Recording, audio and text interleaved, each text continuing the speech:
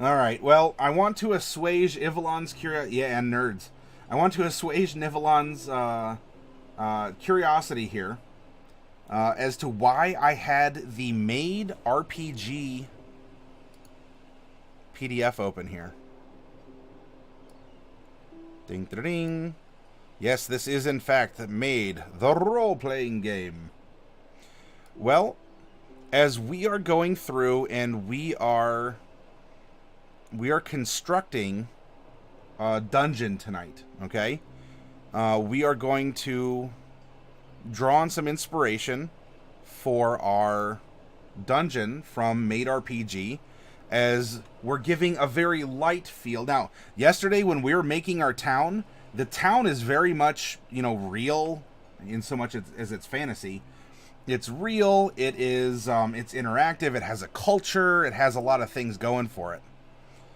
But for an aspect of it, I wanted to create some kind of a fun event for our characters to partake in, because this is supposed to be a summer vacation campaign. So something a little bit more lighthearted than the end of the world, dragons conniving behind the scenes, some arch-lich coming back from the grave to enact revenge on the people who didn't understand him, and all that. You've always wanted to get a sleeper car? I've heard train sleep is the most restful. Well, it's probably very rhythmic. That da-da-da-da, da-da-da-da, da-da-da-da. I'm almost tempted to put the train background music on, but I don't want you to fall asleep. I don't want to fall asleep. So, in the Maid RPG book here, here's our game rules. We come down here now. And by the way, if we want the dungeon or the adventure to take place in the mansion, we can do that. But here we go. We can just randomly generate an event. We'd probably stick to fantasy events here. And what would happen?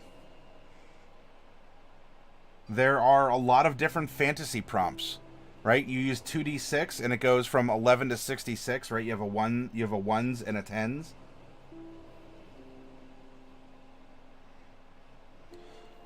So why don't we do that? Let's draw our inspiration from Maid RPG, and we'll roll 2d6 up here and find out what our prompt will be, and then we can continue to fuse Maid concepts. So Ivalon, Darkwolf, any of you want to give some further input, you're very welcome to do so. Otherwise, from here, once we get our initial idea, we can head over to the DMG and continue to make a dungeon in some capacity through group storytelling, prompts out of the book. We can use a lot of different information. I can always open up MS Paint again. Memory Lapse says, I don't really have much else to do, so yeah, I'm in a bit of a pickle because I have a 13k 0 turn that needs to be paid off that I especially had gotten to do just that. Not to mention other things that need to be paid. So yeah, again, between a rock and a hard place. Oh, Memory Lapse. I'm sorry to hear that, man. Be very tactful, and if you could talk to the new management and bring this up. If nothing else, I guess say, fine, buy this off of me, because this is what's been putting in the work around here. Because if it could help reduce, I guess, that debt. But if you enjoy doing it, then well, hopefully it'll provide. Well, you know what? As much as we can provide some moral support or something for you, Memory Lapse, I think there are those of us here who can sympathize in some way, shape, or form, or empathize even. And maybe someone out there has some advice. They've been through something similar. You might even be able to file some sort of an appeal at if you have a county, like a job and family service board for your county, you might be able to file something with them or ask for unemployment or something. Rianne says, I'll try and do your voice. There is a high probability of death. Sun. I recommend sunscreen.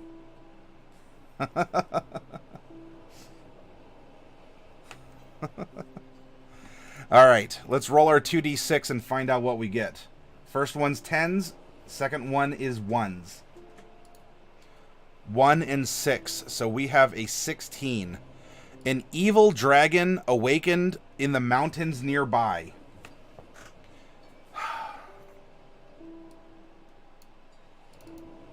Just open this up. Here's Deep Reef Bay that we made last night. And by the way, there are nearby mountains to the village over here.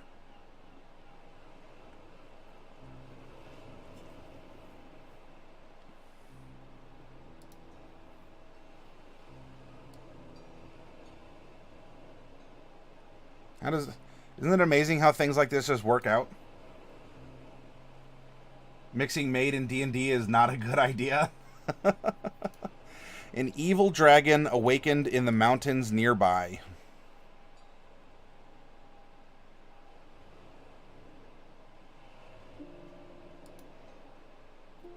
Or I guess we'll say that this is, instead of the goal, this is the event.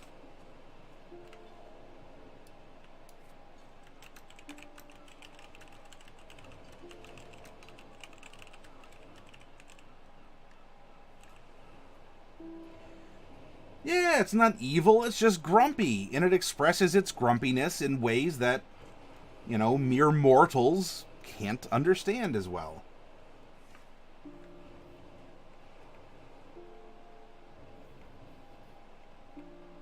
Now, do we need to incorporate stuff like stress explosions or whatever? Probably not. But, if you all do think that there is some kind of other aspect from here beyond the initial, the fun and wackiness that you can get from Maid RPG, then throw it out there. Otherwise, hey, here's our handy dandy DMG. The event is kind of the goal. Although we could probably come down here and just say that the goal is to stop the dragon from destroying the city and or interrupting the summer festival. Now, that could be through death, through negotiation, through bribery. There's a lot of different methodologies. And in fact, when you're designing a dungeon, if you're willing to accept those as ways of ending or satisfying the campaign, so we have bribery, or not the bribery, but the dungeon, death, I don't know, capture, put back to sleep. How else could you, I guess, negotiation?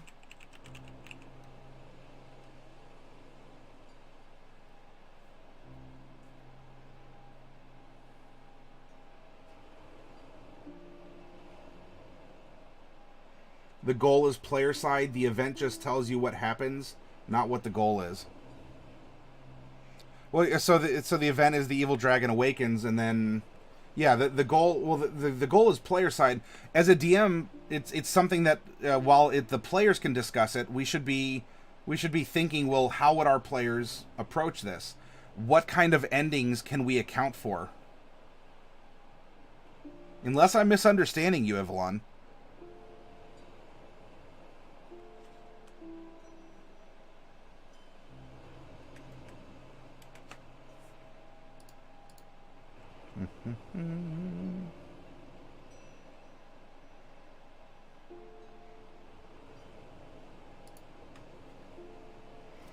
Maybe there's a side goal that goes along with it too.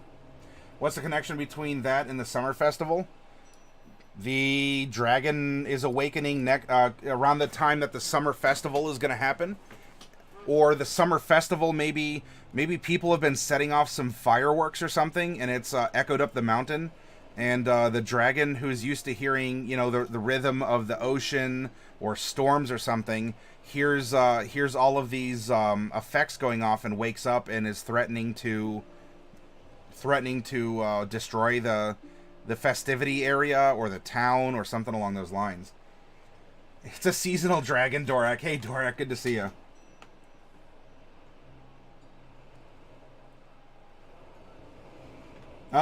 Maybe every year, or because of, I don't know, for some reason, the underground river washed away some rock that now suddenly made it hearable or more feelable. We can jiggle this around any which way that we want. Maybe he doesn't wake up in the years that he still is hibernating with a full belly or something. So this is his, I've woken up after 10 years and I must feed again. And he's extra grumpy because of what's going on. Or there's a lot of extra people in town and therefore he's also hungry and will eat the festivity participants or the pilgrims or whatever. There's a lot of ways that we can get around this. Yeah, any which way. With an event-based adventure, the villain is the most important thing to develop. Well, we'll do so.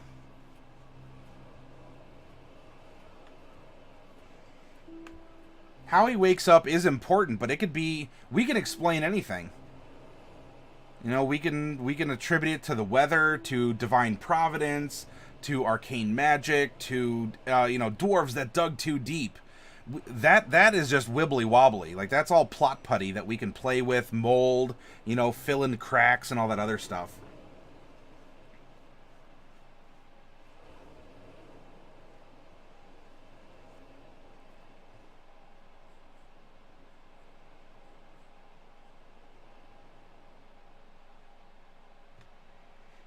Oh, well, a very grumpy dragon waking up is going to be possibly rampaging through the town, disrupting the festival, eating people, casting bad magic, destroying property, that kind of a thing. Just because it's it's a big dragon. Dragon's gonna drag, y'all.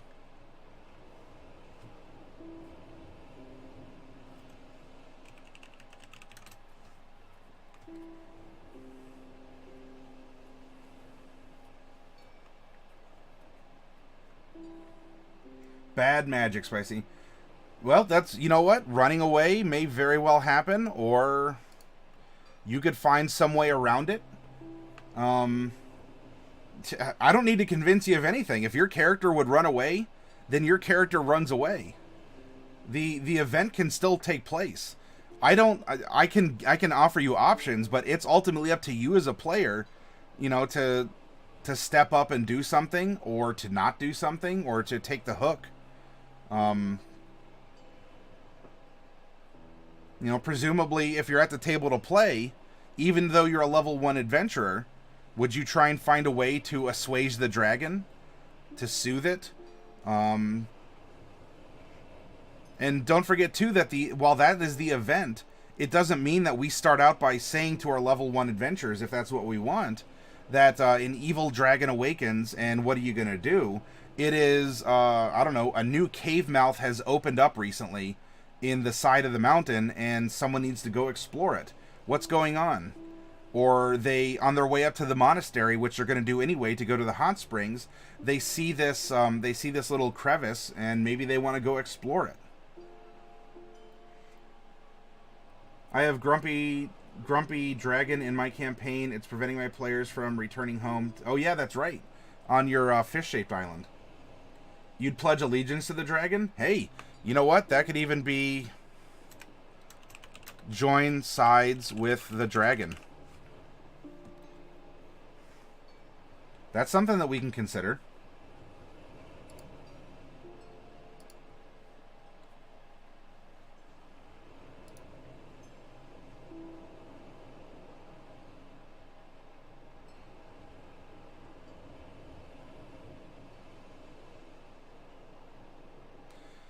So we have our adventure villain, right? A dragon is awakening the mountains. We've kind of determined why he's grumpy, though we can always go through and make something more specific down here. So the villain's goal. Do we want him to stop the festival? Eat all the people? Dragon doesn't want to leave the cave. It needs capable minions. Yeah. Dragon wants to recruit new maids. Effectively. New porters.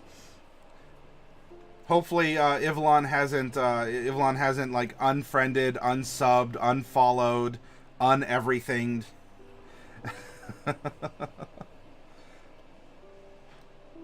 So these are things we can think about. I'm throwing ideas out there because I want to have a conversation about it. You know, what will work? Adventure allies.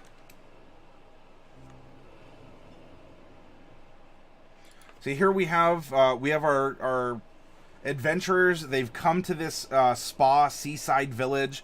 They want to relax. They want to enjoy a festival.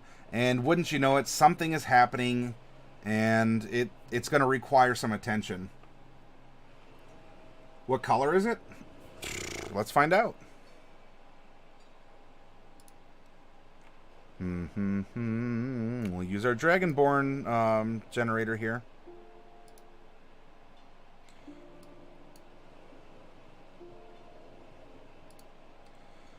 D6 is going to bring us to 3. So it's either going to be a blue or a bronze, which I guess that works because that's seaside, right? This works out very well. Odds chromatic, evens metallic. Odds, we rolled another 3. So this is a blue dragon. So we'll just put a blue dragon awakens in the mountains nearby.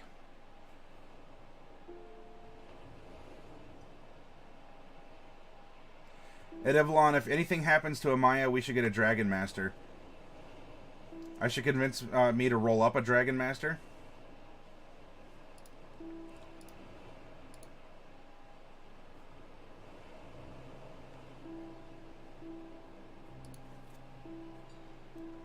We are going to get some adventure allies here.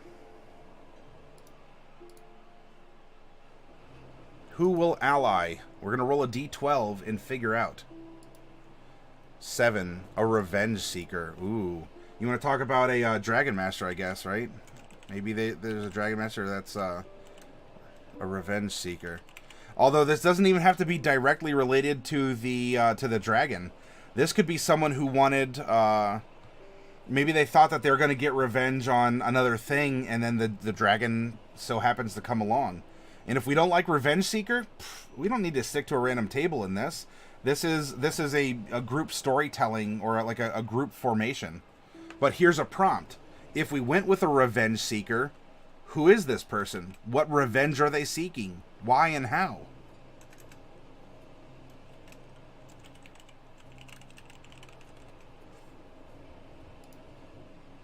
The Adventure Patron is going to be a D20.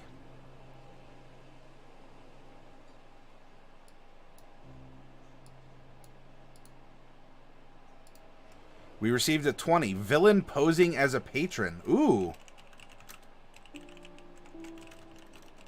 So the dragon itself polymorphs into the person who sends them into the lair. In this case, maybe he is trying to find some maids. Or snacks. So the villain actually comes down, is seeking people to come up into the cave, either to eat them one by one, recruit them, or otherwise try and get information on what in tarnation is happening here.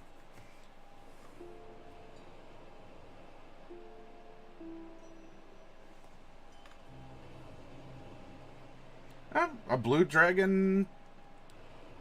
Sure, we can give it deeper motives. Although sometimes if you just wake up and you're really grumpy, you just want to shoot lightning at everything around you. Reading through the Maid RPG again, I forgot how this game is... Wait, how this game is silly as heck? Or is standing for something, Bubonic? I'm sorry.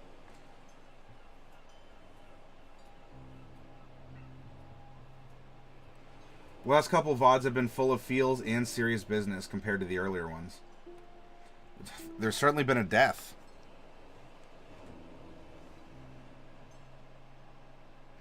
Flesh out the location details. We have the location details. We did that last night, actually. Find the ideal introduction. Can begin with a social interaction encounter in which the adventurers find out what they must do and why. It can start with a surprise attack or with the adventurers coming across information by accident. The best introductions arise naturally from the goals and setting of the adventure. Let the entries in the adventure introduction table inspire you. Sure, let's become inspired.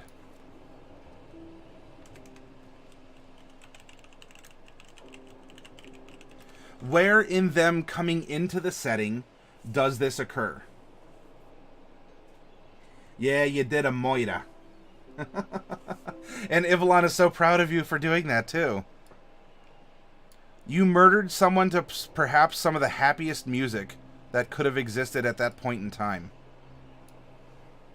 It was, like, so grossly inappropriate that I could only just go smiling. Aw, you stabbed someone through the heart and kicked them down a ravine or a cliffside to a watery death. D12. 2. While traveling in the wilderness, the characters notice the adventure to the... That's just what we said. So they notice it while going up here. While traveling in the wilderness, the characters notice the entrance to the adventure location.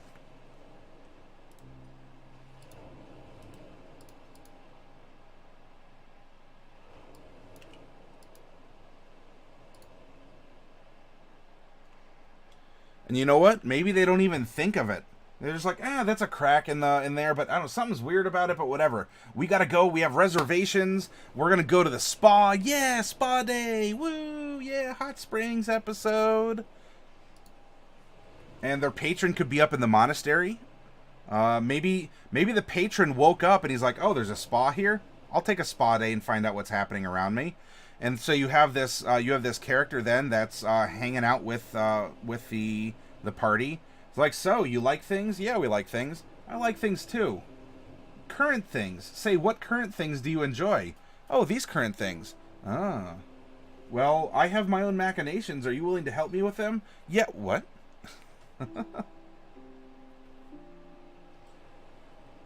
All the music for the game is light-themed because it was meant to be a lighthearted early modern game. Yes. Dorak says, drowned a baby to bless the rains by Toto. As in the band, and we're singing a song about that? Oh, it's just for it's silly. Gotcha. Alright, Bubonic One.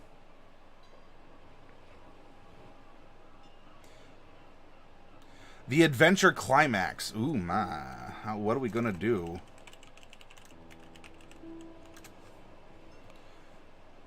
How will this climax? D12. 3. The actions of the adventurers or the villain result in a cataclysmic event that the adventurers must escape. Uh-oh. The adventurers might accidentally a part of the mountain. Accidentally what? I don't know. Some kind of a chain reaction. What if the action of the adventurers... now, does it have to be necessarily bad? What if the cataclysmic event is they're fighting, the thing shoots like a line of lightning, and it lights all the fuses of the fireworks, and all of the fireworks are going to go off at once, and this can cause a problem.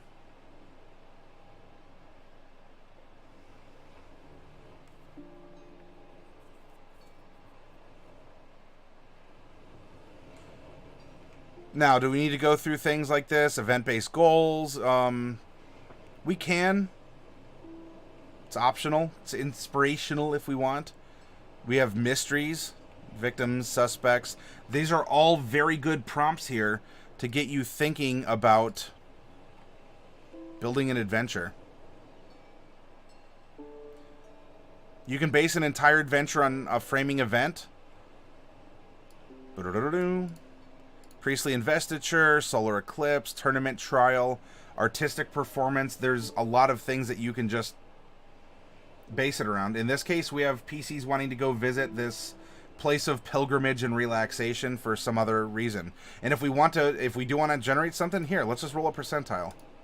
And during that time, whether they know it or not, oh, hey, the new year is coming up. Well, there you go. So maybe for this, the new year comes in the summer. Why not? It's cultural. If this is, you know, a religion of tempest in life, the summer, you know, the spring might be, the beginning of the year, but life doesn't begin until you've matured and bloomed. We can come up with all kinds of cultural reasons, religious reasons, things like that, if we wanted to stick with this role. But otherwise, here's an example for you to use the DMG in such a way to draw inspiration yourself. The blue dragon unleashes a catastrophic lightning storm as it dies. Yeah, in fact, so maybe the cataclysmic event could be a storm. And so the summer festival is... the summer festival may be threatened because of a typhoon that is brought in, because if they kill the dragon... you know, maybe the dragon was just sort of naturally influencing the weather here, which is why a tempest faith could flourish, because dragons have different effects like that. And so if you don't have this stabilizing force of a blue dragon just exerting its existence in the area, you know, the weather might get kind of wonky. And so if the village can just survive, you know, 3 days of tides and tsunamis and everything, then maybe it'll be late, but they'll have the most awesome festival. And actually maybe a bounty occurs, right? You know, it's a brand new day, the light's shining, it's summer, all of the rain dries up quickly, and maybe a bunch of fish washed up on shore, so it's easy to, you know, if you can get through the 3 days with, I mean, yeah, hopefully you don't starve after only 3 days, but that would depend if this is a famished village or something. But then, you know, there's a bunch of fish, or you know, did the crops get destroyed? Or did they just get watered and they really needed it?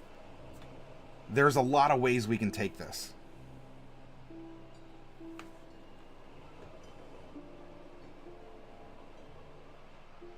There are moral quandaries. Honor. A character is forced to choose between victory and a personal oath, or etc. So if we do that, I don't know, let's throw in a quandary. That seems fun. 10. An honor quandary. Okay, well, that's what we have. Kind of sounds like a name.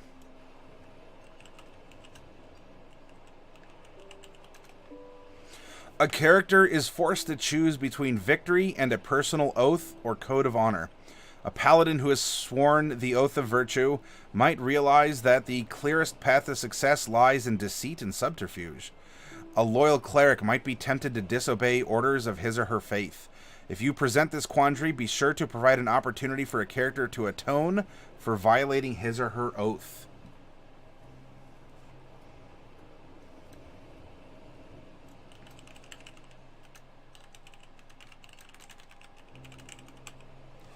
Something sworn must be challenged.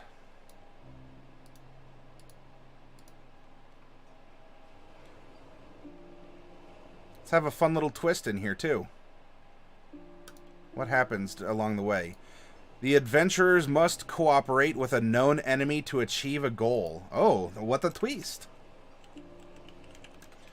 Maybe the blue dragon is a symptom and not the actual problem. In fact, what if the blue dragon is also getting upset at the hot spring that opened up, much like the Rippers? Or the blue dragon might not even care. And so there's actually something else that's disrupting or disturbing this character.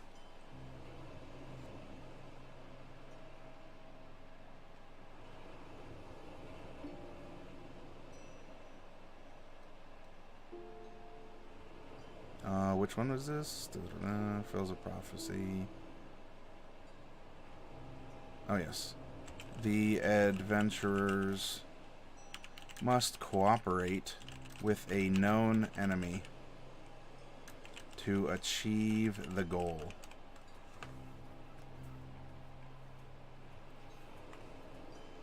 Or, if they don't want to just kill him, that's fine.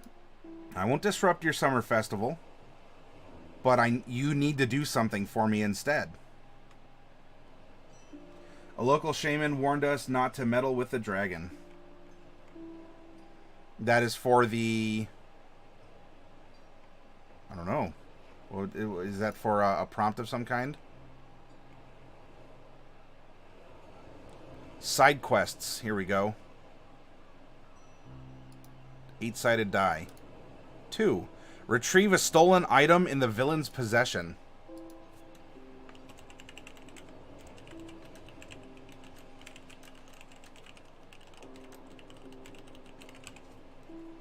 You want the item, you gotta work with me.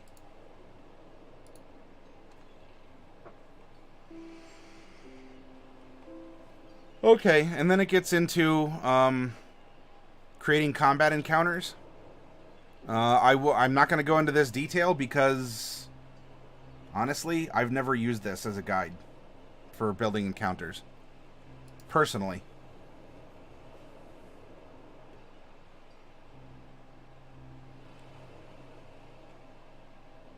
So, we can go over it. It'd be a learning experience for me to sit down and do all this math. But, just throw in what you want. It's fine. Go with what you think that the party can handle. If you gotta twist it or adjust it, twist it or adjust it. Now, this is the lazy DM method. I am going to be completely honest with you. If you want... Ivlon's probably just convulsing on the floor right now. If you want to balance an encounter, yes, do the math, use this reference, look in the monster manual or whatever. Otherwise, build what you want. You want there to be just this unkillable blue dragon in the dungeon? Put an unkillable blue dragon in the dungeon that a bunch of level 3 characters can't... I'm sorry, Ivlon. If that does offend you or you're hurt, then I do sincerely apologize. But you do put in a lot of the structured rigmarole to building this stuff. As far as I am aware, you could be very different, and so my exposure to you is with tongue-in-cheek humor is as such.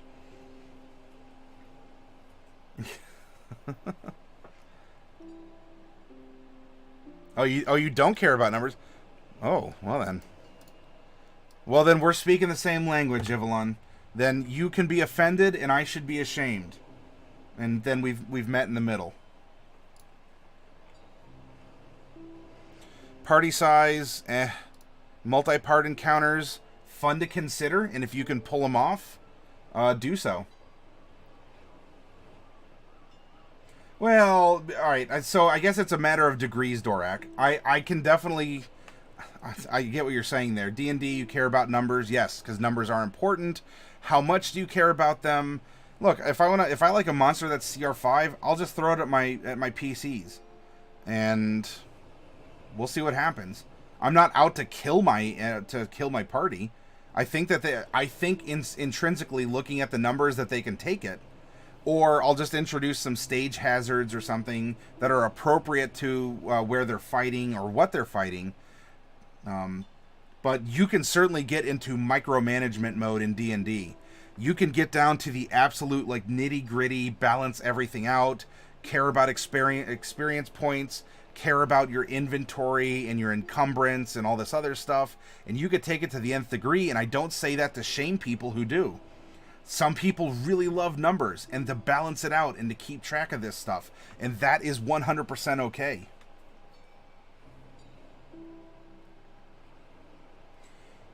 There are many varying degrees, but you gotta care a little. I mean, yeah, I guess in the basics a little bit. If you want to play a fighter with an 8 strength who's wielding strength weapons, there's a ton of roleplay opportunity for sure. And you know what? If you want to challenge yourself to say, well, alright, so advantage is technically a +5. And so if I'm always seeking ways to get advantage, even though I have a low strength, but no, I want to play a character who wants to get stronger but is starting out low, then seek ways to get roleplay advantage. It's still, I guess, a numbers game, but I think, heck, even XKCD broke everything down to math anyway in the Ultimate Universe. Chemistry is math, biology is math, math is math, physics is math. So, alright. Ivlon, I formally apologize for painting you as a numbers guy. Even though it was meant to be humorous, if I have mischaracterized you, then I am sorry. Truly and sincerely.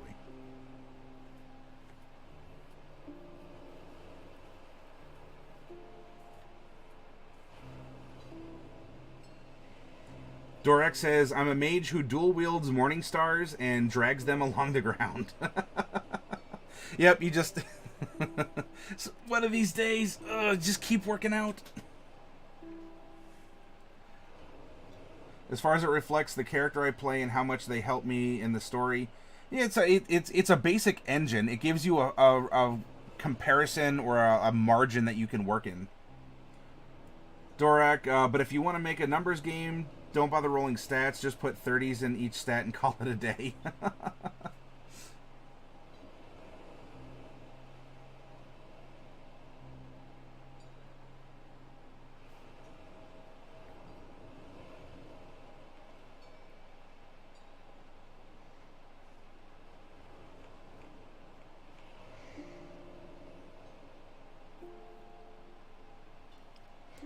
Adventuring Day, that's EXP. Not going to worry about that.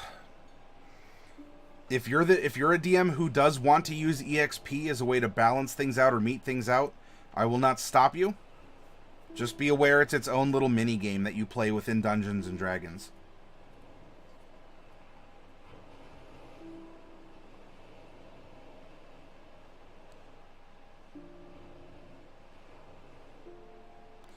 Fun combat encounters. The following features can add more fun and suspense to a combat. I very much enjoy stage hazards as a part of the combat. Right? High winds, darkness. There was one I did recently where there was sort of like wild magic spells that were flying across the battlefield and had a chance of hitting party members. They had a chance to dodge out of the way because they could see it coming a little bit before then. But it created a very dynamic flow to the battle.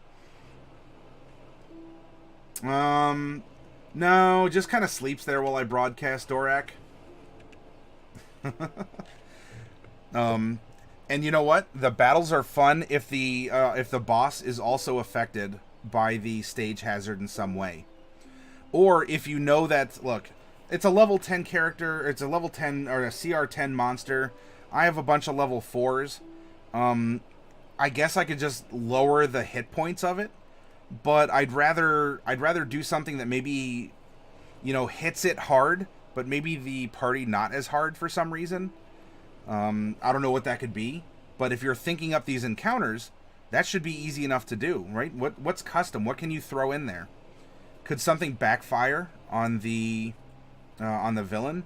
Does the villain in this group have a side goal, him or herself?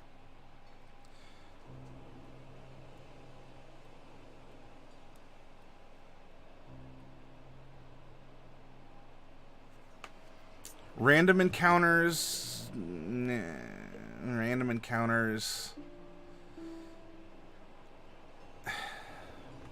I'm just gonna drink some tea.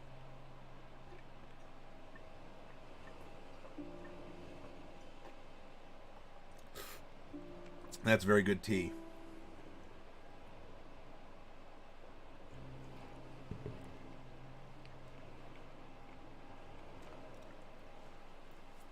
You've been playing Divinity Original Sin. It's cool how much of the environment and weather plays a factor. And it's something maybe a lot of people overlook. If there's high winds, could that affect an archer? Even a spellcaster, maybe? Are spells subjected to wind? Rain? Providing cover? Or just making it difficult to maneuver? Suddenly you have a bunch of mud and it's difficult terrain after 3, like it starts raining on round 1, and by round 3 everything's difficult terrain. There's a lot of things that you can do, rising water levels or just hazards like that. No, I got you. This is not Snapple though, Dark Wolf. So, but I appreciate the Snapple warning. Thank you.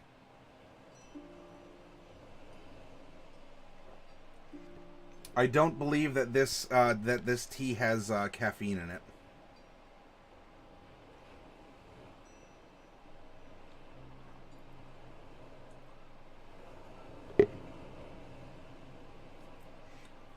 poison is ignited by fire. Lightning is increased by water.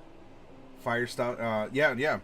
Like, or maybe a poison gas, or there's some kind of a blade trap that's whirring ever closer and closer, and it can affect the bad guy too, right?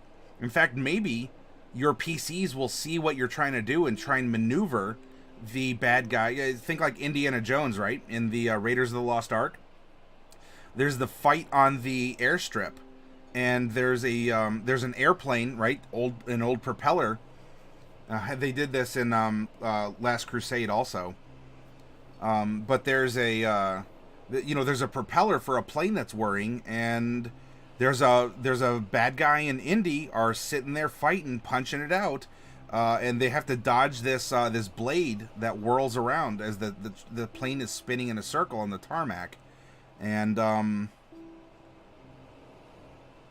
one of them interacts with the propeller. I know it's a big mystery, right? Dark Wolf, I have not tried Snapple's straight up tea. If you're recommending it, then the next time I go shopping, I will keep an eye open for it.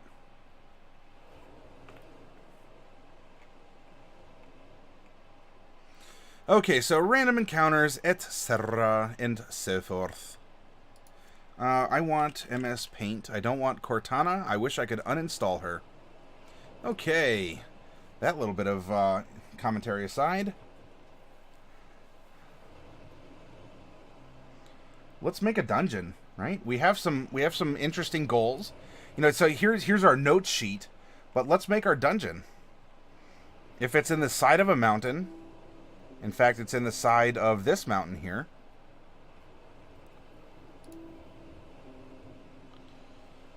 We can say that we have. This is what King was calling the Bacon Mountains. So here we have a winding path going up through the mountains. Kind of comes up. Okay, I'm gonna come down this way. Da-da-da-da-da. There we go. Winding path. Nothing here is really to scale. Drawing and scale can be fun. Though in a conceptual phase, I find that drawing and scale limits your creativity. I hope I'm not saying controversial stuff here to anyone. Rather than just freeform, and then you get an idea for generally where things are, and then you just pick and prod and pull. You wiggle things, you kind of shake it until everything kind of, comes together. Aw, thank you, Dorak. From our fam to your fam, we heart you as well. Dark Wolf, it's pretty good. Got it at Walmart. I got the sweet kind, but there's unsweet and slightly sweet. Well, is the sweet like a sugary, like a corn syrup or something like that, or is it sweet with something like aspartame or something?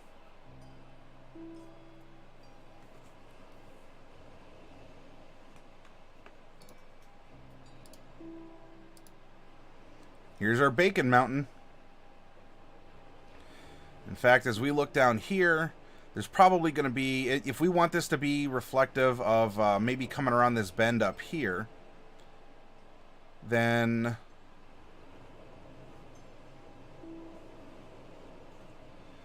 there's actually a part here that goes down into, or that kind of like touches on some hillside. And so actually it's kind of a gentle slope. If you didn't want to take the trail, you could probably just walk up the foothills to this part of the path. If you wanted to take the road less traveled. You think it's sugar? Okay.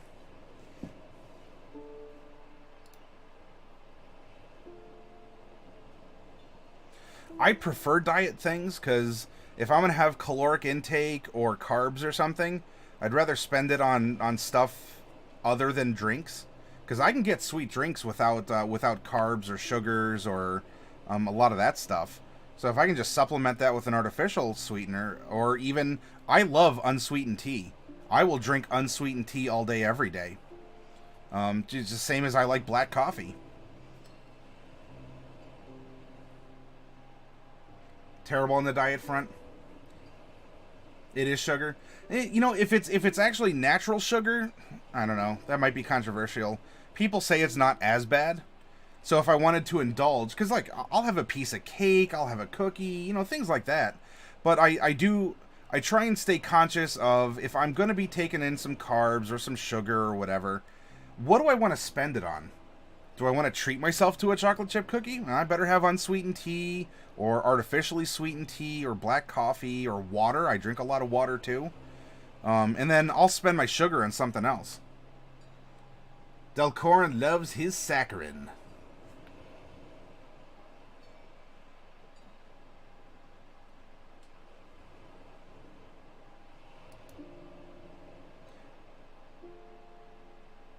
Nah, I feel you, Derek. I'm in a similar boat, man. I gotcha. I understand. It's picking and choosing battles too. You know, what do I want to intake? Do I want to wake up in the morning and do like 3 push-ups, even if you start on your knees and hands? Do 3 push-ups and 10 sit-ups, and you do that for a week or two, and then you go to 4 and 15. And then you go to 5 and 20. And so after 2 months, you're at 5 and 20. Yeah. You pick and choose your battles. It's like building a dungeon. What do you want? You can wiggle stuff in there. You can move things around. You know, decrease intake, increase activity, change a diet so we're kind of moving sideways. So it could be a healthier sideways in some ways. Derek says, on a side note, speaking as another big guy, is there a part of you that's afraid you're going to lose all that natural strength if you ever lost the weight? Nah, not really. I mean, I have my own strength that I use on a daily basis. If I lose weight and a part of that's muscle weight, I'm not afraid of it. I'm not a strength-based character. I'd like to think that I'm operating more in mental stats than physical. Though I don't know about charisma. I know charisma is not all about looks, but you know, in the triangle they say everyone gets 2 aspects. You get beauty, you get brains, or you get personality, and you get to pick 2 of those. Everyone has 2, so it's equal among everyone, but you get 2 of the 3. It's like going to a restaurant. Do you want good food, cheap food, or quick service? You get 2 of those. Which 2 do you want? Because you're not going to find a restaurant that'll give you all 3.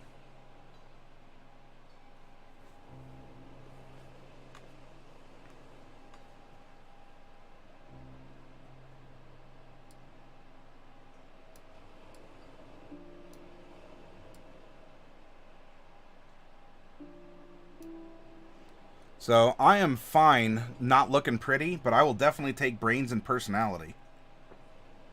See, for me, I've always been the big guy, and that strength has been my edge. Well, then, you know, you keep that and you change up your routine. Obviously, muscle weighs more than fat, so look, just continue to be physically active. Do your push-ups and sit-ups and whatever. Be a big dude. That's perfectly fine. You know, turn the fat into muscle kind of a thing. I'm not a fitness pro, but it's all possible if you put your mind to it. And just like we're making a fantasy world, you know, that's a realizable dream. It's a fantasy that can come true.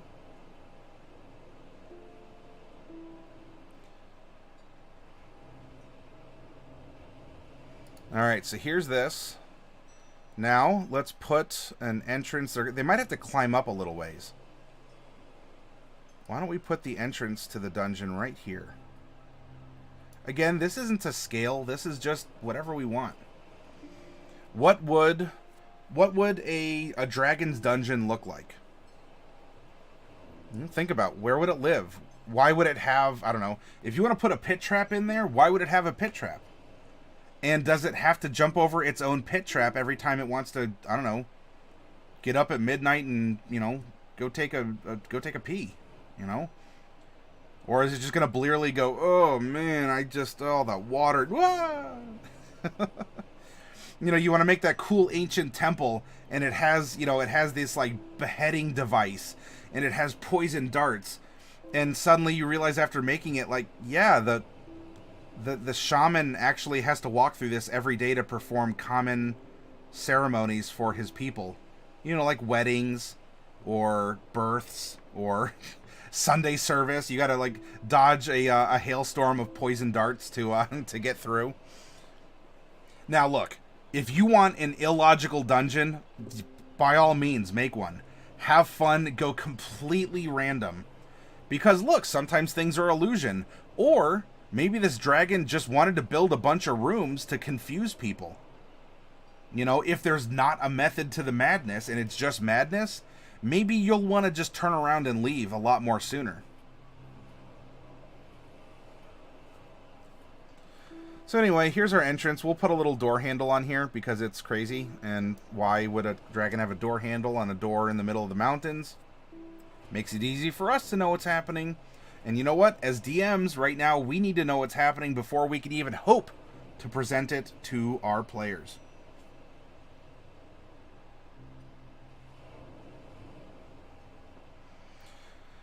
Ultimately,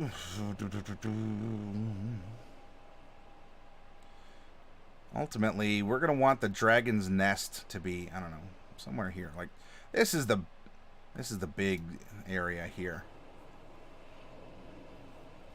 And in fact, this is a blue dragon. They do often like looking out. They do often like looking out over the sea. So there's probably going to be even like a hidden window that the PCs could have climbed up the whole time. But it's a good thing that they see it now as, you know, the blue dragon's death or whatever happens upsets the fireworks or the balance of the weather and the storms and everything. And they need to make an escape. And so they can do that and find a way to come back down to the trail. And by the way,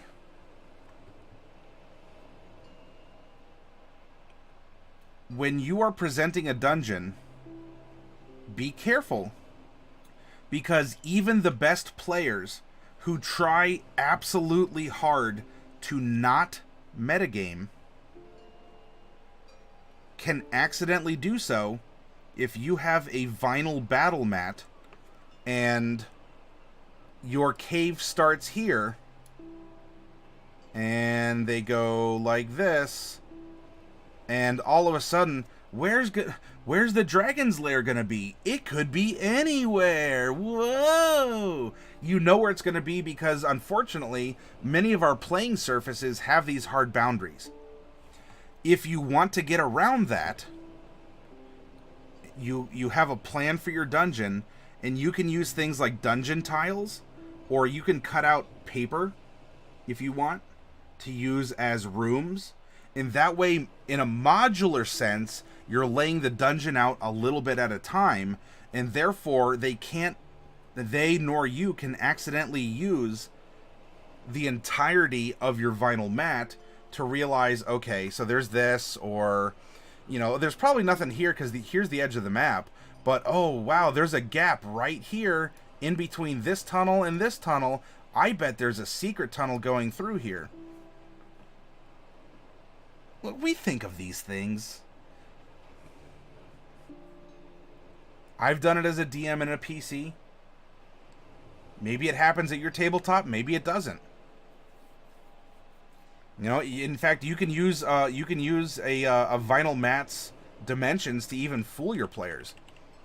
If you have a big, it takes up one that we used to have at the store was something like 5 feet by 8 feet. We had to actually put two 8-foot tables together, and we'd roll out the mat. By the way, that's really good for doing some wars in your campaign.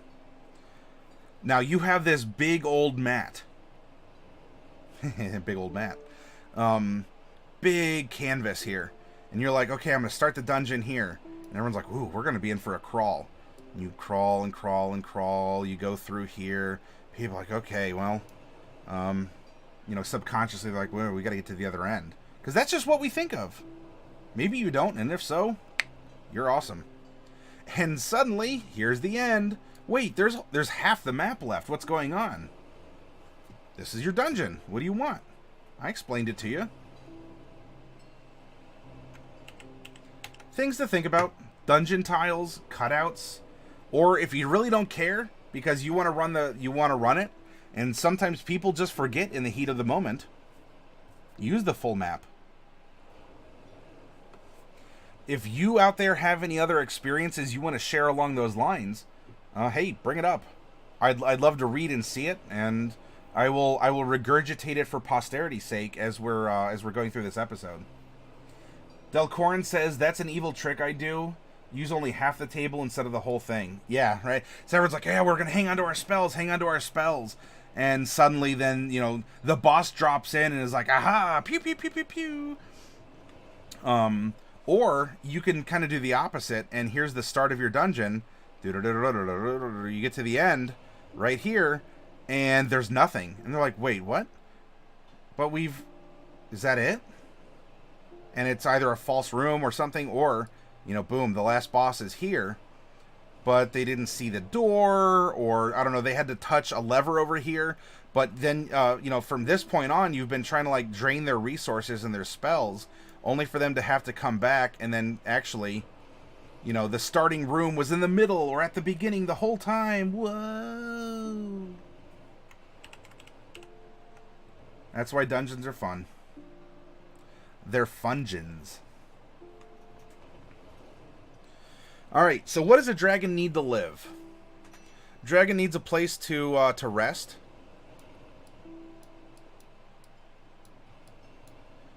Dragon should probably have a place.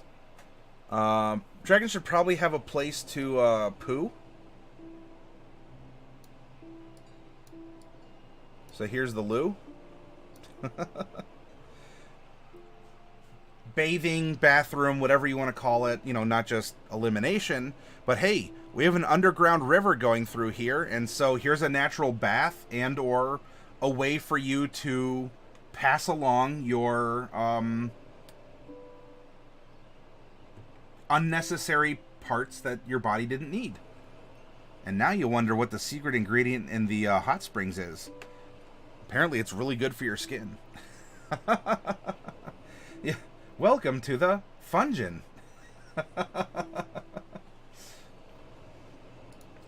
Probably gonna need a place for food.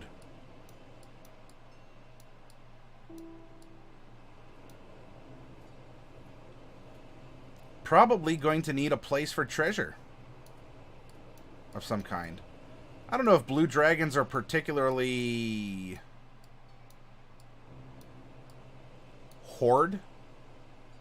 hoard-worthy, hoardish. They might have some things that they've collected. I'm sure they find some things of beauty. Or if it's not treasure that they've done, that maybe he took sacrifices, or he's taking sacrifices this whole time. Not like human, maybe human.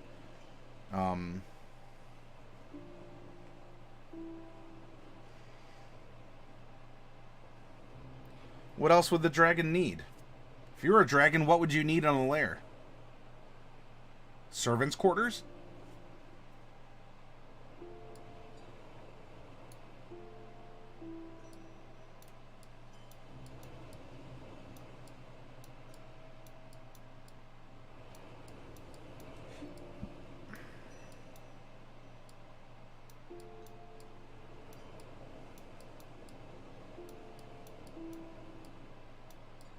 Even if he hasn't had servants in a long time because they've died while he was asleep. Maybe he had servants' quarters.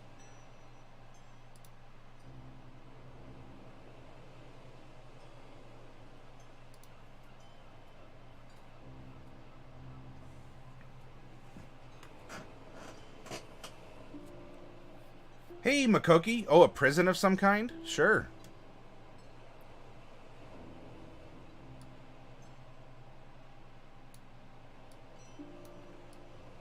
This is looking like a lame dungeon, isn't it? Well, this is conceptual. Prison. Food, rest, toileting and bathing, servants' quarters. And you know what? Maybe he even just built... he could even have a whole complex over here. That this could have been for servant training, or he just built this as sort of an obvious way to bleed adventurers off into a death trap dungeon so that they would leave him the heck alone. Maybe he's not necessarily this evil, bad dragon that just wants to, you know, destroy everything in front of him. Honestly, maybe he's just old. He likes his peace and quiet. That doesn't mean that, you know, he won't build a death trap dungeon over here to try and grind up any adventurers who are like, oh, there's a secret cave, let's go find treasure. He's like, I'm just going to let that take care of itself. And he could have used it to train his servants, too. Make sure that they were strong and smart and that they could survive, because he needs them to do that on his behalf when they go out into the world.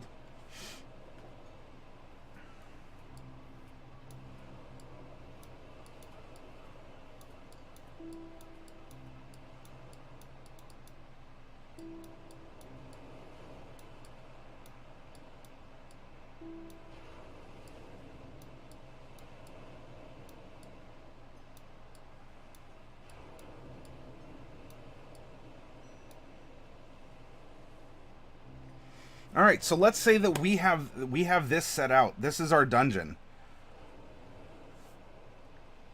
The entrance, I don't know. For building this story, the entrance might go to the Death Trap dungeon. If you can get through the Death Trap dungeon, because really, this is probably the back door to the lair, which you're going in through the front. The Death Trap dungeon would probably then go to the servants' quarters. Right? Because the servants' quarters, or the servants would have to go and report to the Death Trap dungeon in order to exercise. It's like a gymnasium. It's a way to practice and get better. And if they can go out, then that's one way that they can go out. Otherwise, they can use their master's secret way out. Servants' quarters, well, you're probably going to need access to a bathroom and to food. We can even then put something like a...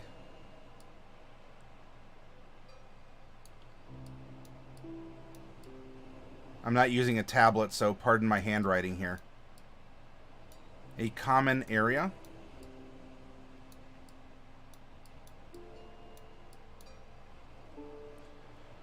So they might want to go to the common area. The common area will probably lead to food and to the bathroom.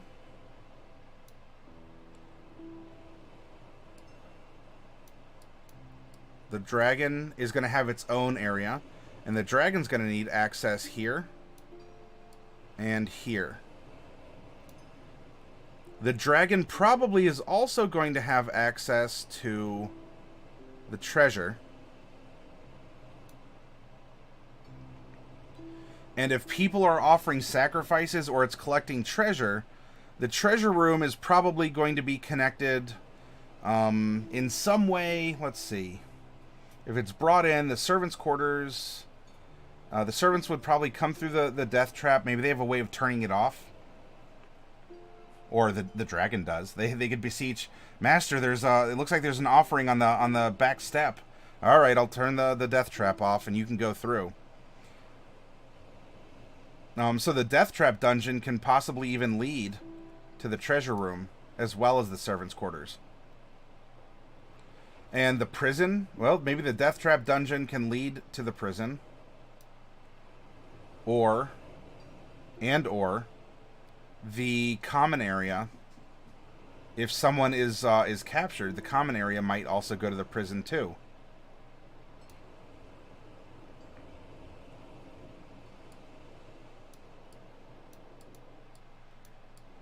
The back entrance is going to be obvious, and this is the actual front. This is like a hole that the dragon crawls through. Is hidden.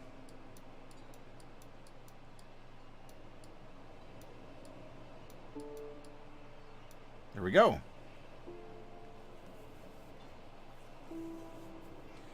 If you want the dragon to access the common area, you can. Though, if he's going to be a little bit more grumpy and just want people to serve him, he might not really worry about, you know, intermingling with the staff. He can pay them, he can eat food, and he can bathe himself or use the bathroom. Aside from that, he has this hidden entrance that he can just come and go as much as he pleases, if at all.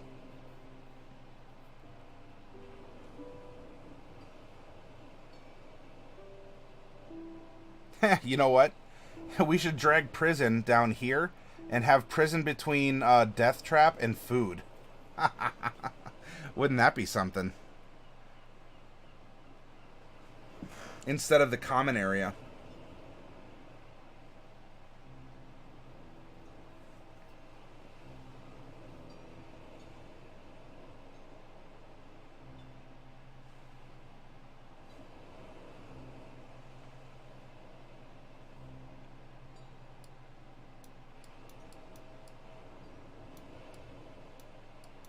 Here, we'll put a question mark.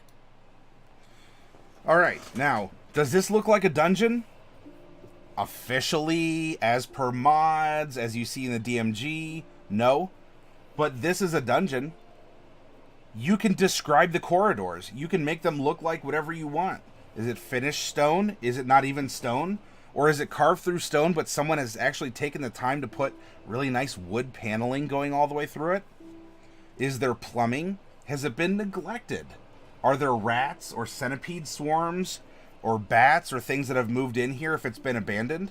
And if it has been abandoned, then it looks like there might be 3 rooms that show some signs of occupation, but it certainly is no one that is a servant. So maybe this has been a long time, and the dragon's just been, you know, doing its thing over here. But you have this flow chart-ish of how your dungeon is going to play out. And from here, you can fill in the details. Doors, do you want them locked? And therefore, if you're making a locked door, it means that you want a skill challenge of some kind. Do you want to make a door secret? Okay, why is it secret? And what are you putting behind the secret? The secret door. You know what? There could be just something from the entrance. And it's a super secret. It's a 1 in 1,000 chance that someone in the party could find it. But maybe you just actually have a secret passage going from the back entrance all the way to the dragon's area. Because the back porch or whatever is big enough to accommodate a dragon. And sure enough, there's actually like, I don't know, an illusory wall with a magic suppression, a magic detection suppression spell on it, or, you know, a crease that shows, wow, something really big can enter here. However you want to do it. If you want to populate, then, encounters, what does the encounter serve to do? If you put in a centipede swarm, it's going to show that the place isn't necessarily upkept, and that this type of bug is native to the mountains, if that matters at all. Otherwise, again, you're taxing their spells, you're taxing their hit points, and possibly even kind of baiting out some features, like the amount of times that a barbarian can rage.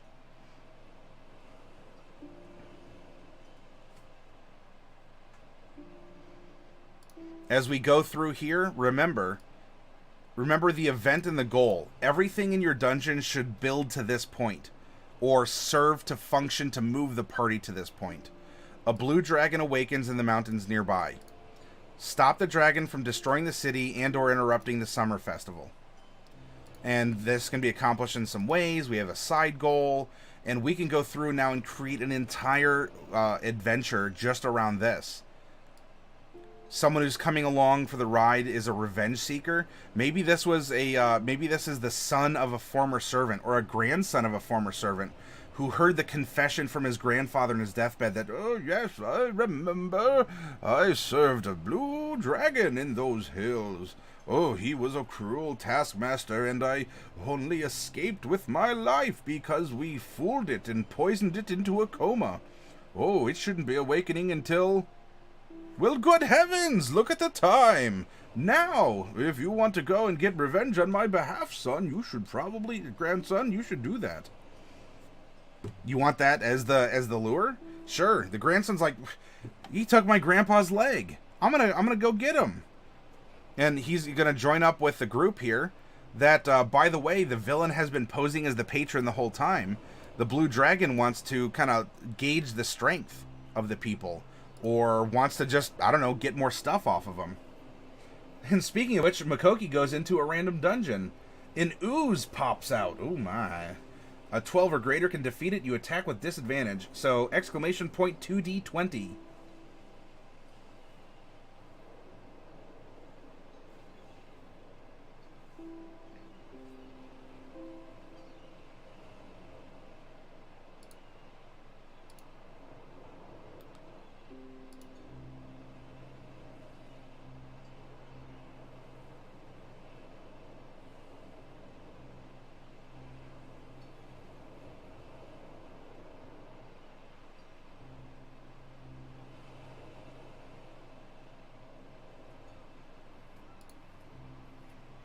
You roll the 2d20, it stops on 6 and 12.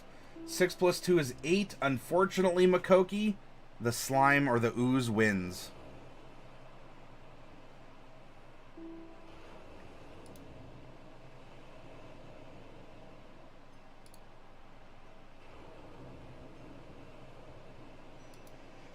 And so here, you have an entire dungeon that you've been able to conceptualize with a word processor and MS Paint. From here, it's sitting down and just going through the nitty-gritty. Making the tunnels, does it turn right? Is there a trap along the way? And if so, again, why does the trap exist? Someone built it. And if you don't even know and you just want it to be random, hey, all right, there's a trap here. Have your players wonder why it's here. If you realize why it's there, because it's random, you felt like it, or you wanted to tax hit points, spells, hit die usage, if you know why it's there, and it's serving the purpose you want as a DM, it's there. Let your PCs wonder why. Why is there a pit trap in the kitchen? That's weird. If you can, hopefully you can explain why.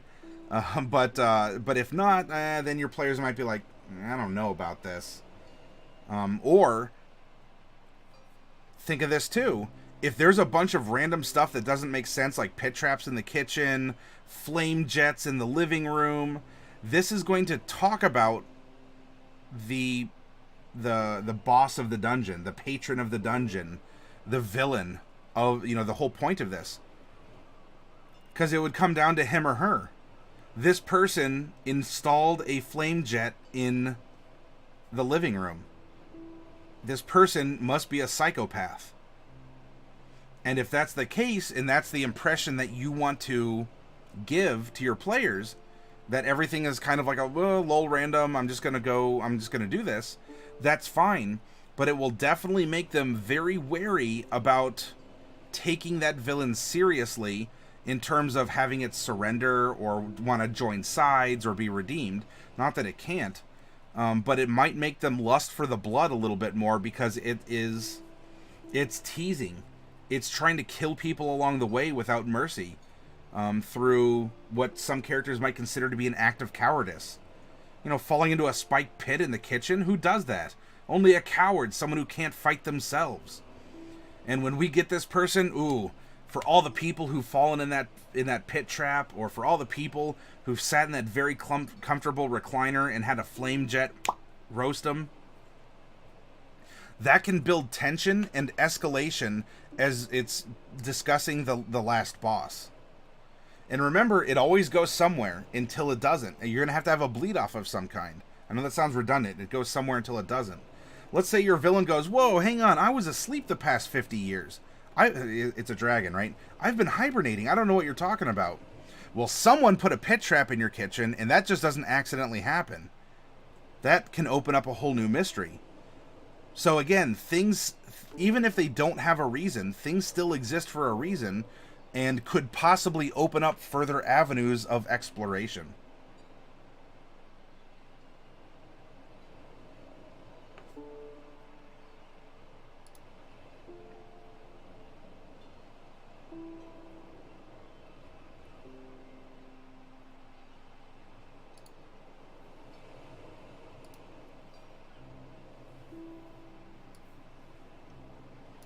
You know, from here, if you want to do traps and such, by the way, 5th edition is very nice.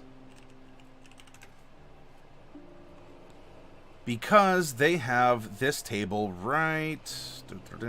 Oh, is traps before hazards? Probably. Stuck doors, locked doors...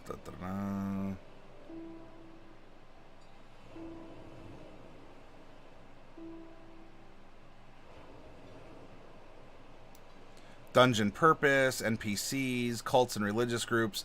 This is all excellent inspiration for you. Adventure environments. Dungeon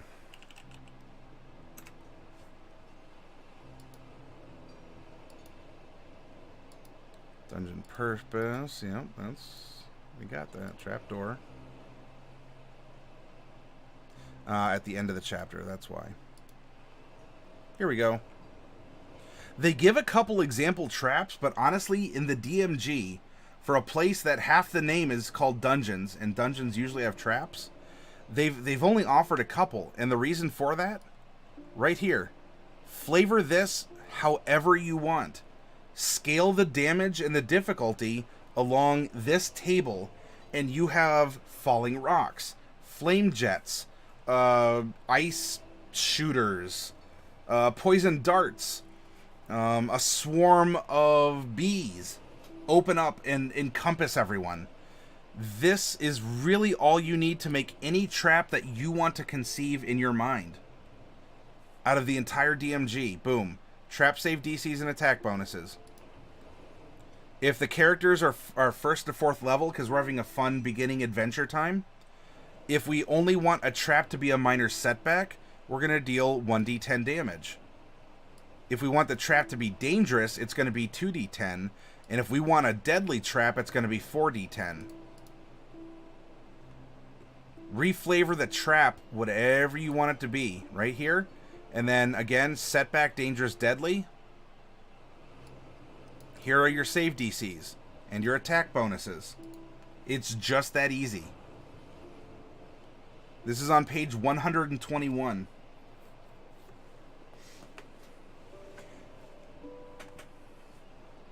Yeah, 24d10.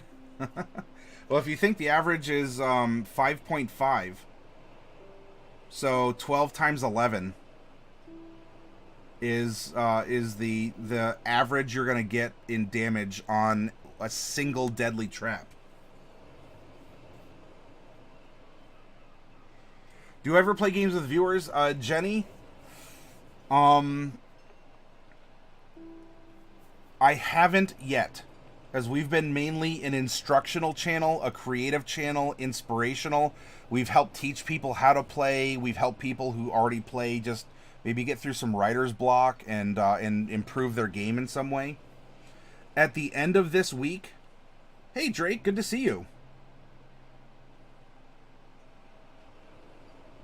Oh, did I misspell something you said?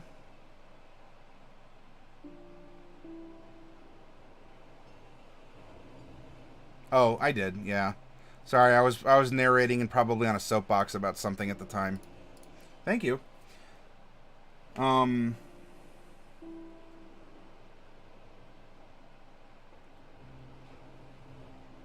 Oh, but anyway, Jenny, so after Saturday's broadcast, I'm going to be taking at least a week off of Twitch, at least in our formal broadcast. I might still pop on to test settings, and I might pop on to maybe play a little vampire or something that I can just sort of casually go in and out. When I broadcast here to you all in Dungeons and Dragons, I'm kind of on high alert. I'm reading chat. I want to make sure I'm interacting with you. I'm speaking. I'm presenting content. I'm taking your ideas and you know, putting them into what we have going over here. And I go for a certain amount of time. For the staycation, I mean vacation, but it's a staycation. I'm not going to guarantee a time I'm on. I'm not going to guarantee the content. But I will be working on the back end of the channel to rebrand some things and to think about the presentations. And Jenny, playing games with you all, running some campaigns or something, is something that I am interested in doing and incorporating into the broadcast week.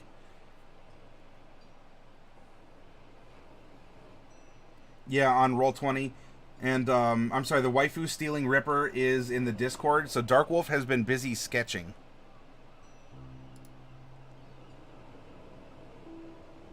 Oh, and there's Bubonics. So this is the ship that a character we randomly generated tonight. He's giving some backstory for it. And Derek took up the challenge. Look at that suave face. Oh, nice. I love your all's creativity. Which, by the way, so several of you have been sharing character concepts and ideas. Derek was a thought or a driving force behind a rival group in the campaign setting that we've developed this week. And Ripjaw is her name, and she's kind of like a barbarian leader of these merfolk, but they're like shark merfolk, and they're called the Rippers. You're very welcome, Jenny. Stay tuned to the channel and the Discord as well, if you're on our Discord, for what to expect or what you'll see is going to be happening. Jenny can draw a stick man with a top hat. Hey, there's a character. Yeah, if you want to draw that and share it, Jenny, you're welcome to do so. You maybe give him a little bit of a... Maybe give him 2 little elven ears and a smile. Or you want to make him shorter. Maybe he's a halfling or a dwarf or a dwarfling.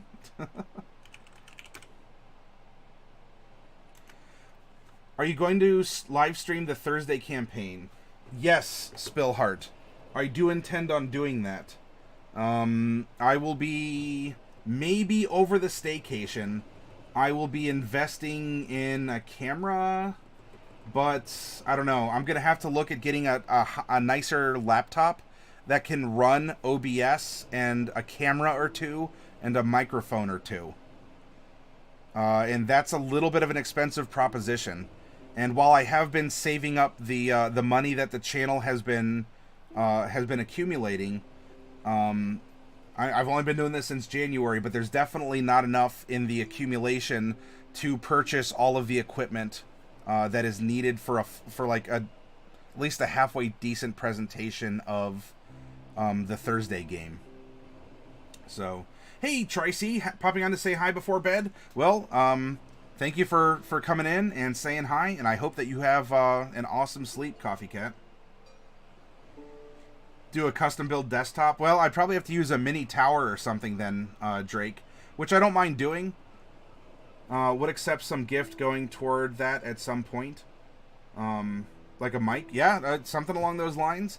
If I can have some, consistency in the equipment. I'm not looking to buy, 4K, 120 FPS cameras or anything like that.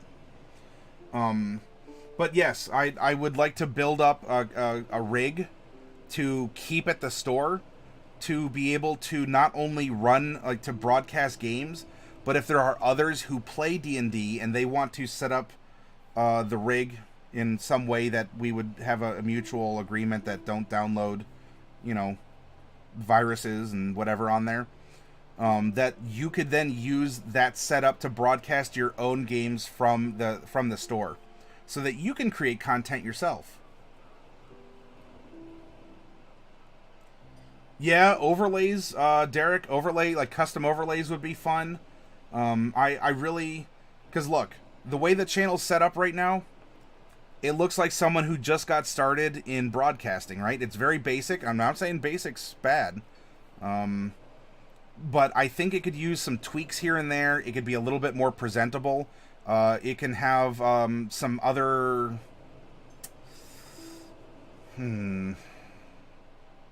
Just a little bit more mojo working for it.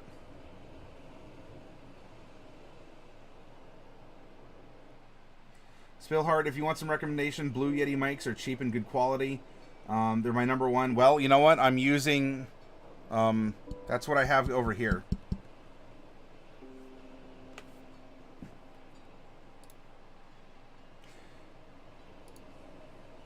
You have a mini tower. Well, if that's... Because, look, I'm really just looking for something small and portable-ish that can have several decent cameras attached to it, several decent microphones attached to it and be able to handle the data and push it out through the internet. If you or anyone out there has a recommendation on a build through like a PC part picker, or I don't know, you find something on eBay that's a refurbish or something along those lines, I'll be happy to give that a consideration. So, all right, I'm gonna get up. I'm gonna take a quick break, and when we come back, hey, we can detail the dungeon more. We can talk about nerd stuff over here, or like tech stuff. It's the third part of the broadcast. Open discussion, whatever we want. You have 3 people in your guild on Dungeons and Dragons Online that work with computers for a living. Coffee Cat need liquid cooling for your new 8-core processor. Ooh, lordy.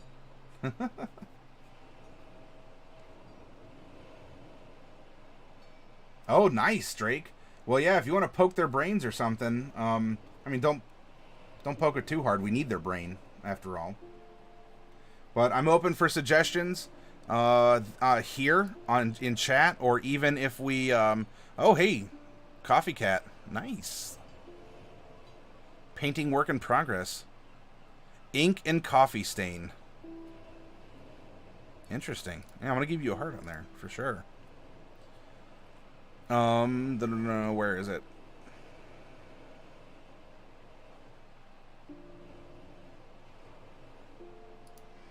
I can do something like safe for work emote suggestions, or just make it channel suggestions, and we can talk about emotes to bring on board, overlays. We can talk about the tech side of things, and to go from there.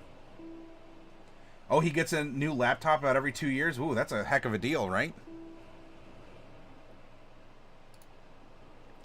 Okay, so stay tuned. I will BRB, LOL, AFK, and other acronyms. All right, take care, Coffee Cat. Yeah, I'd say so, Drake. Oh my gosh.